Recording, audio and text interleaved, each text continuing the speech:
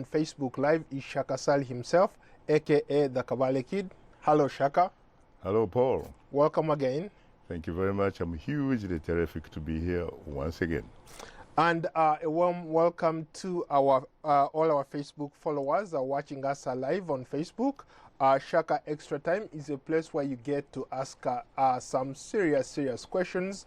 And right now, Shaka is taking your questions. Let me start with maybe something that is happening here at home. A lot of people are still talking about President Donald Trump firing his FBI director. But when you look at most places in Africa where we come from, something like that is really not a big deal. People get fired all the time, people get hired. So break it down for us or put it in context for some of our viewers. That is very true, except perhaps with the exception of South Africa, if you remember.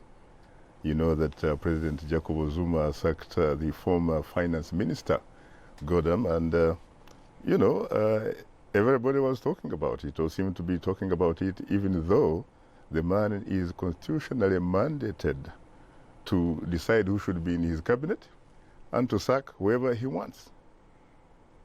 How, you know, whenever he wants, and whether he thinks that is justified. So what does it take really for somebody? Is it about royalty? Is it about merit? Is it about somebody who has to serve the country's interests? In this particular case, I think it is even much more than that.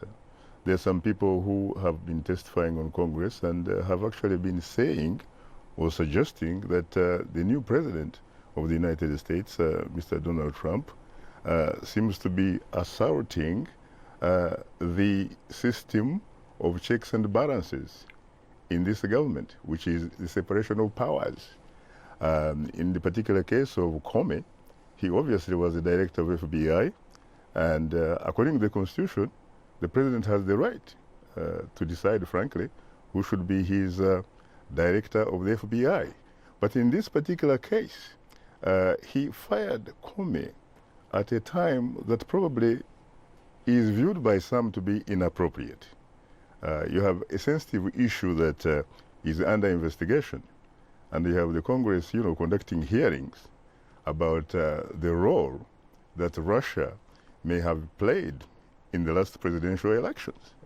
And Comey obviously is a very key player in that particular hearing. And the name of the current president, Donald Trump, he surfaces because there are allegations that he had actually been interacting with some Russian officials. And as you know, there's a lot of evidence suggesting that the Russians, in fact, may have hacked or may have been tried to influence who becomes the president of the United States. So it's the issue of perception. And when it comes to politics, perception happens to be reality. Maybe explain to our viewers what this means in a sense that a president, like you rightly said, has the right to fire and hire whoever he wants, but maybe put it in some context here for African viewers or people in third world who look at this and they say, wow, even in America things like this happen. How would you explain that to somebody who is always looked up to America and now they're like questioning this kind of move? It is a bit confusing because it is only in some African countries, probably a lot of the African countries, where a president, for example, could actually go to a television station or talk to a radio broadcaster and say that as of now, or with immediate effect, I have sacked Paul Ndiho. And Paul Ndiho will in fact only hear that information through public broadcasting or commercial broadcasting without necessarily being informed or consulted by the appointing authority. President Moi, for example, used to have a reputation of doing that. He would fire ministers when he's crisscrossing the country, and people would simply hear their fate via either the radio station, television station, or some people who had actually had the broadcast news. Now, when it comes to the United States, or in a society, frankly, which is considered to enjoy what many people would characterize as a mature democracy, those things do not seem to happen. You have a situation where perhaps there will be some conflict between the appointing authority and a cabinet minister or a very high government senior official. And all the president will do is, you know what, I don't honestly think that we can continue working together. So why don't you do me a favor? Why don't you, in fact, write a letter of resignation, which I will very, very politely accept so that you can exit. So in this particular case, Comey saw himself being fired on TV, so which sort of reminds me of exactly what you just talked about, where African leaders fire some of these guys just like that.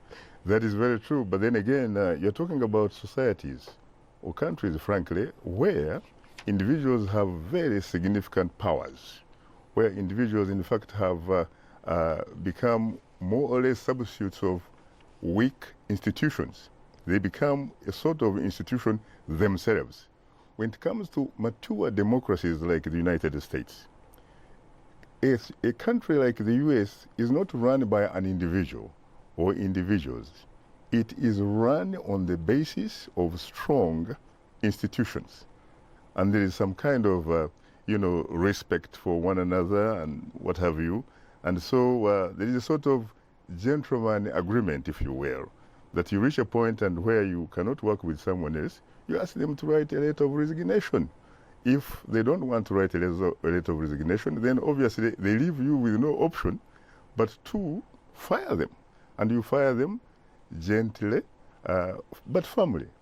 But then what would you say to people who say that, oh, you know what, Comey is firing? A lot of Democrats, in fact, are calling for the impeachment of a president. Isn't it too early, really, to be even talking about impeachment of a president?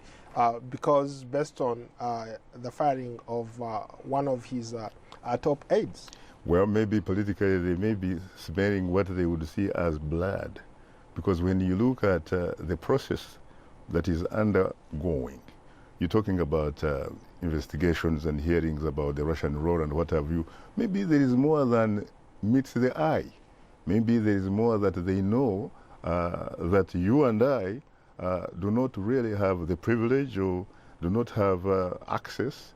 And therefore, they may be, of course, overreacting, but probably they're smelling some sort of blood.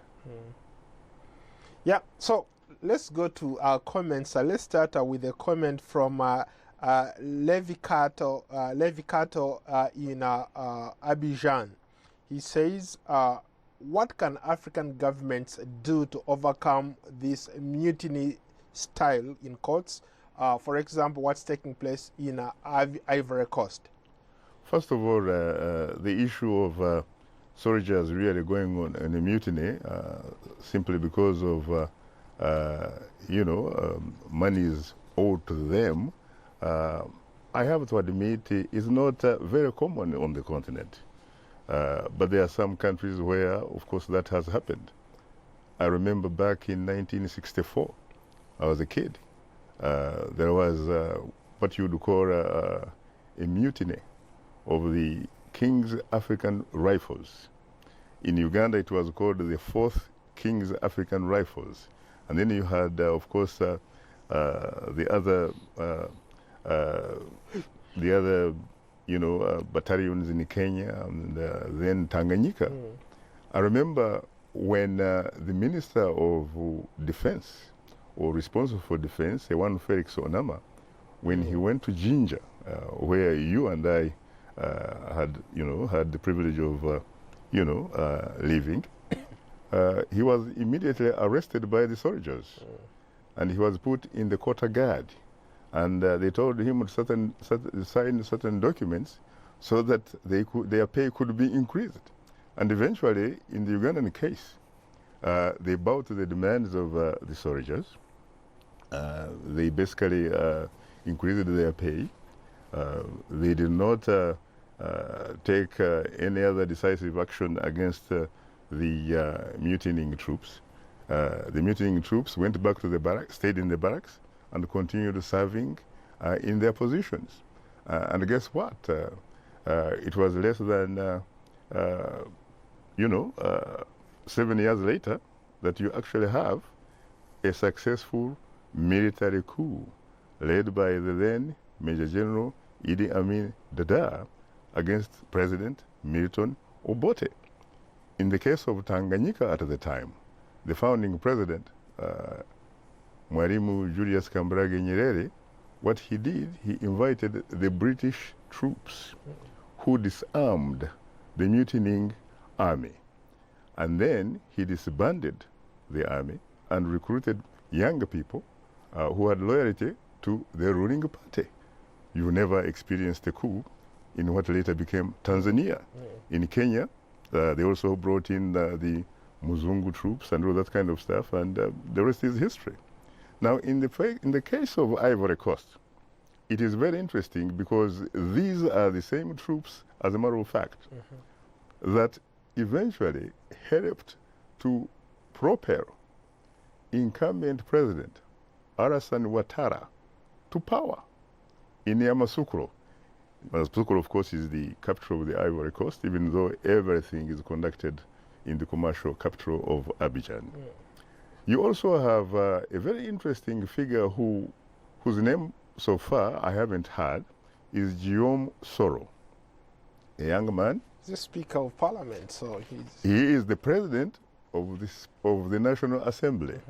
According to the previous constitution, or the French constitution if it were, he would be the number 2 man. So he was in fact in a position to succeed President Alassane Ouattara if something should happen to him. But what Ouattara did, he outmaneuvered him politically and conducted a sort of referendum, a referendum that was very much criticized by a lot of observers, by the way.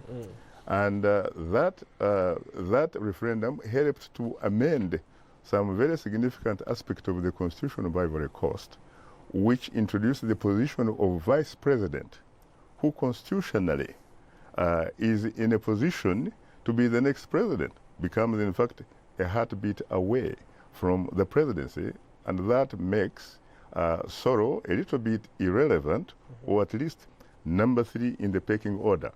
Now, Soro had served earlier a little bit as prime minister under the National Unity Government, which was, of course, headed by then President Laurent Gbagbo.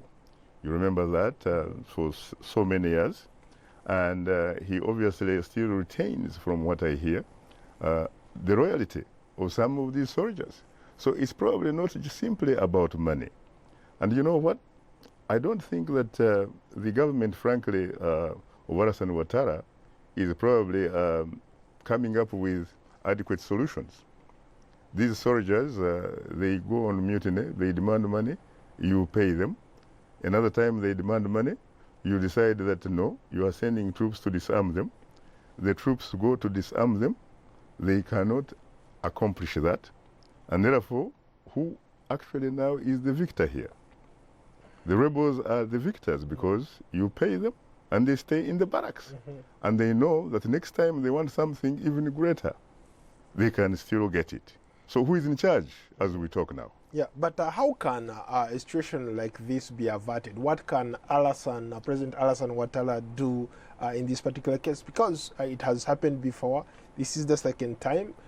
Who says it might not happen tomorrow? That is correct. I think part of the problem he has is that he obviously promised to solve their short-term solution, which was each of them demanding really about the equivalent, I think, of US $20,000. He paid a bit of that in January earlier this year, and he had promised to pay later. He did not. So I think what really should happen is that the governments should be able to pay their soldiers, pay their civil servants, and pay them not only well, reasonably well, and also make sure that they pay them on time so that these people, frankly, can take care of the welfare of their families. Because let's face it, You may tell the soldiers that you do not have the money to pay them, and yet you and your ministers, your senior government officials are flying first class around the world, sleeping in 5-star hotels. You know, basically all that on the back of the average Ivorian. These soldiers are not ignorant. These soldiers are exposed. They know what is going on, and they feel that they have a right to be treated as professional soldiers. And so I think you really have to make sure that you treat your soldiers professionally. You treat them in a manner that makes them feel that they belong, and they also have a sense of pride. They feel that they are legitimate citizens of that particular society, and they feel very proud to serve their nation in those roles. So you have to work out, make sure that you motivate people. You have to make sure that people feel comfortable about what they are supposed to do. People need some respect. Everybody has egos after all. Yeah, I think that's a perfect segue to maybe Kenya. We've had similar situations in this particular case, doctors, medical professionals, even to some extent lawyers protesting over minimum pay, so many other things. And they're having elections are coming up towards in September. In August. Or August, rather. August 8th, to be precise. Yeah, but so there is so much politicking going on, so much campaigning going on. Could this be a precursor to what we might see in Kenya? It is very interesting, except that, of course, in Kenya, the teachers do not have AK-47. The doctors do not have AK-47. Well, you see, in most of Africa, it is the security forces, for example, that are a significant institution that is very coherent, very disciplined, in such a way that only one person can say left turn, and they turn left. Another person says shoot, and they shoot. So you are a doctor. You probably may want to deny medical services to ordinary people, but these are victims. They're victims of people who are, you know, in charge of the government. You are a teacher.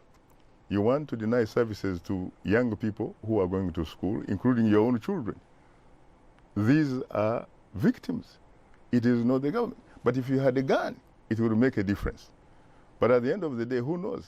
You could have a situation where you have the teachers, you have the doctors, you have the civil servants, and then you also have the security forces joining the same people. If that happens, that would be the beginning of the end of a government in place at that point in time. And it has happened in some countries elsewhere on the continent and in Europe.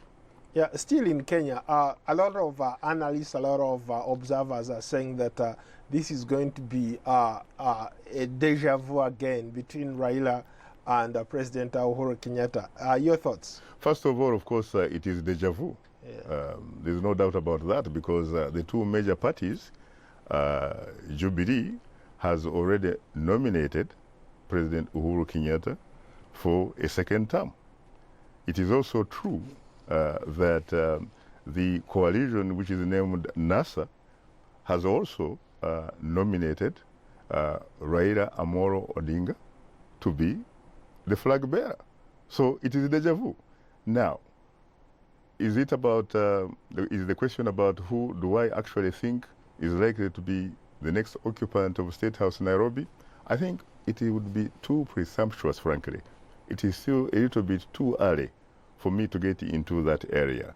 But from some of the indicators I am looking at, it is increasingly looking like going to be a very competitive election.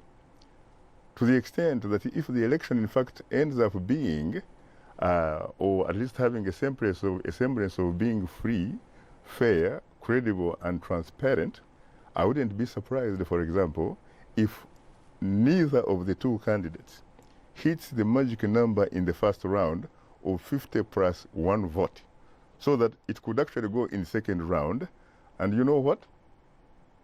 There could be a new kid on the block. Because when you look at the fact that you are beginning to see a shortage of unga, ugali, a staple food in precisely. Kenya. Yeah. Almost every Kenyan, frankly, depends on that. Not like Uganda, where a lot of people, depend on matoke, potatoes, and what have you, wimbi, you name it. In Kenya, for the most part, it is ugali. Just like in Tanzania, it is rice. Now, there is a saying that perhaps what you are beginning to see is what they call the ugali revolution. The ugali revolution. Milk, for example, is now, from what I have seen, costing, can you believe, a little more than gasoline, than petrol. Milk. Oh. And guess what? You know who actually owns the single largest dairy industry in Kenya? The president. Well, at least the presidents of family, the Kenyatta family, the Brookside, which is based, I think, in Westlands and what have you. So, my friend, watch out. Interesting. Now that brings me to an interesting comment here from Alan Billy. Shaka, don't you think that democracy is a failed project for African nations? I'm asking this because there has never been an election conducted in any African country without disputes. For example, whenever we have a loser, it's because the loser's votes were already stolen, and whenever there is a winner, it's only that winner who says the elections are free, fair, and credible. Your thoughts? First of all, I do not agree that, I do not agree really about the premise of the question that there has never been in Africa where you have had an election where people have, had disagreements and stuff like that. There have been very clear-cut situations. We have some blind spots, Paul. We have, in fact, recently we had an election, for example, in Benin. Ghana. There was no problem. We had an election in Ghana. There was no problem. We had an election earlier even in Nigeria, the most populous nation on the African continent. There was no problem. We had elections in Senegal. There was no problem. We had elections in Zambia, much earlier than this one won by Lungu. There was an election, I think, in 2011, where an incumbent president, Rupiah Banda, was defeated, which is very, very rare in most African countries where incumbents actually are also running for re-election. But this gentleman conceded defeat with grace. And I remember the first time I met him was at Dar es Salaam State House. I had gone, in fact, to interview then President Jakaya Mrisho Kikwete. And I thanked him for actually what he did. And I told him, I said, you know what? You did not lose that election. Democracy won. And in fact, so did Africa. So I think you should consider yourself a champion of democracy as far as Africa is concerned. When it comes to democracy, whether or not it is appropriate for Africa or whether it has failed, I think, frankly, we should be a little bit patient. I think the jury is still out. Democracy, first of all, my brother, is a process. It's neither an incident nor an event. There was a time when Latin America used to play ball democratically, just like the way Africa is doing right now. You cannot hear anybody criticizing an election in Latin America. So I think that Africa also, one of these days, it will get there. Okay, speaking of Africa, let's stay in Nigeria.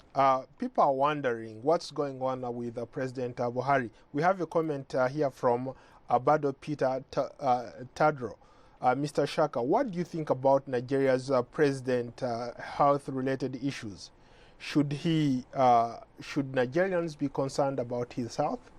Well, they should, but we have been assured by at least, his presidential aides that there should really be no alarm.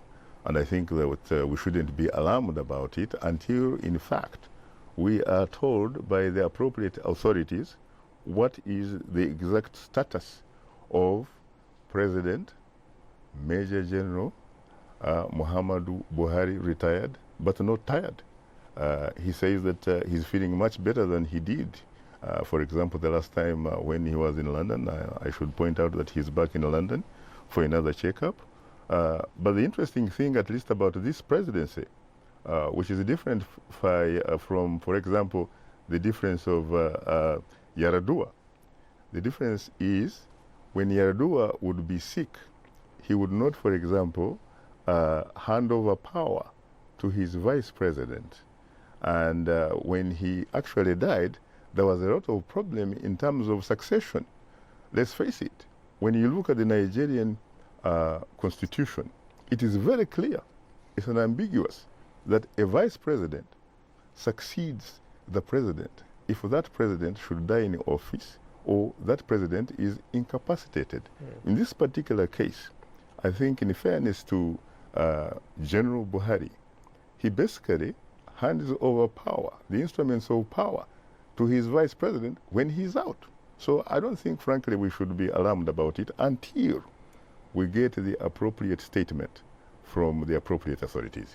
From Nigeria to Uganda now, of course, Shaka, I would be remiss if I didn't mention the passing of an icon in the Ugandan politics called Mr. Boniface Byanyima. You have a lot of comments from Uganda, and people want to know what you make of the passing of this gentleman and your thoughts. First of all, Mr. Boniface Byanyima was a distinguished Ugandan, a distinguished public official, a person who for many years was in the business of education. Among others, he was the head teacher at Mbarara High School in southwestern Uganda when a young kid known as Yoweri Tibuhaburwa Museveni was in high school. This man later becomes president. This man will be known for having been very principled, where there were very few people in terms of politics who are principled, but very, very stubborn, very fiercely independent-minded, but a man who embraced really the virtues of social economic justice for all. So I think that Uganda will definitely miss him. But let's face it, the man lived a full life. At 97, come on, man. May his soul rest in eternal peace. What are you talking about tomorrow on Straight Talk Africa? Tomorrow we're going to West Africa.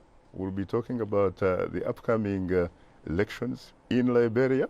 And the key guest in the studio will be Ambassador Magdala Cooper, a world-class, renowned model. And she will be in the studio and tell us about her foundation and all that kind of stuff. She seems to be doing actually great things in Liberia. She has also a very interesting story because she was one time, as a very young girl, a refugee in the Ivory Coast. Actually, we still have time for one quick question. Still in Liberia, let's go to Sam Musa. How do you how do you view the Liberian elections coming up? Well, I really don't know because, first of all, the question is the playing field leveled? I am still trying to find out that. Maybe after the show, let's deal with that question next week. But I saw something on Eritrea, and people wondering whether there was democracy there or dictatorship. I can only say... Very quickly. I can only say that what you have in Eritrea, frankly, is a government of some people, by some people, for some people. If that is what you call democracy or dictatorship, it is your call. On that note, thank you so much, Shaka, again for being a great guest. I'll see you next week on another edition of Shaka Extra Time. You're most welcome, sir. Thank you.